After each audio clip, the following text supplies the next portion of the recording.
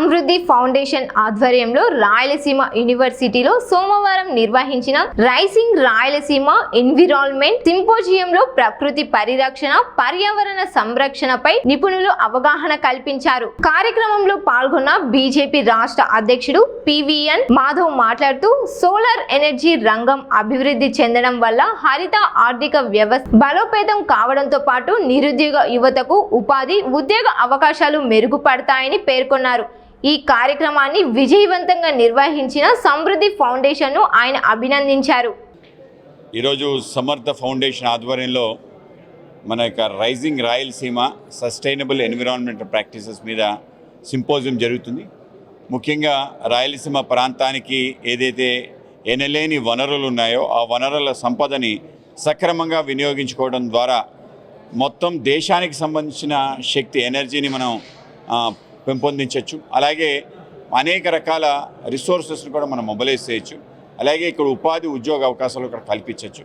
So ఇవన్నీ కూడా మన దగ్గరే చేసుకునే సామర్థ్యం మన ప్రాంతానికి ఉంది కనుక దాన్ని ఏ విధంగా బయటికి తీసుకురావాలి, దాన్ని ఏ విధంగా ఉపయోగించుకోవాలి అనే ఒక ఆలోచనతో ఈ యొక్క సింపోజియం పెట్టడం జరిగింది. అనేక మంది నిష్ణాతులు అనేక రకాల విషయాలపైన వాళ్ళు ప్రజెంటేషన్స్ ఇవ్వడం జరిగింది.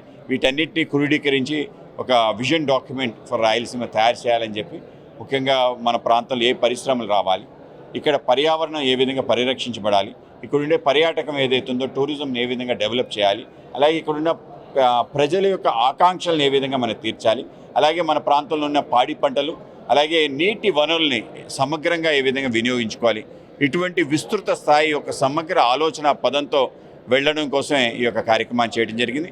రాయలసీమకు సంబంధించి అన్ని జిల్లాల్లో కూడా అన్ని రకాల విషయాల్ని కూడా ఆలోచన చేసి దానిపైన కొంత రీసెర్చ్ కూడా చేయాలని చెప్పి ఆ విధమైన ఒక రీసెర్చ్ ఓరియంటెడ్ సంస్థని మన సమర్థ ఫౌండేషన్ ఏర్పాటు చేయడం జరిగింది. దీని ఆధ్వర్యంలో రాయలసీమని మరింత ముందుకు తీసుకెళ్ళడానికి, ఏదైతే రాయలు వేరిన రత్నాల సీమగా మనం భావిస్తామో ఆ విధమైన ఒక సస్యశ్యామలంగా మన ప్రాంతాన్ని మార్చడానికి, అందరికీ ఉపాధి, ఉద్యోగ అవకాశాలు కల్పించడానికి, కేవలం ఈ ప్రాంతమే కాకుండా ఈ ప్రాంతం ద్వారా దేశవ్యాప్తంగా అందరికీ అన్ని రకాల వనరులు కలిగించడానికి రాయలసీమ ఉపయోగపడాలని, పవర్ హౌస్ ఆఫ్ ఇండియాగా మార్చాలి అని చెప్పి ఆలోచనే ఈ యొక్క రైజింగ్ రాయలసీమ.